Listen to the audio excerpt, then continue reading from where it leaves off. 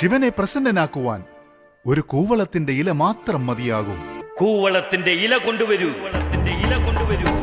വിളിക്കണം ശിവനെ. ഇവരെല്ലാം അനർത്ഥമായി ദൈവമെന്ന് കരുതി പൂജിക്കുന്ന ആ ശിവനെ നീ ഇപ്പോൾ തന്നെ വിളിക്കണം.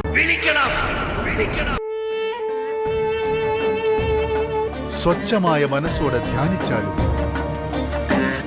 ശിവൻ നിശ്ചയമായും വരും. വാങ്ങൂ പുത്രി.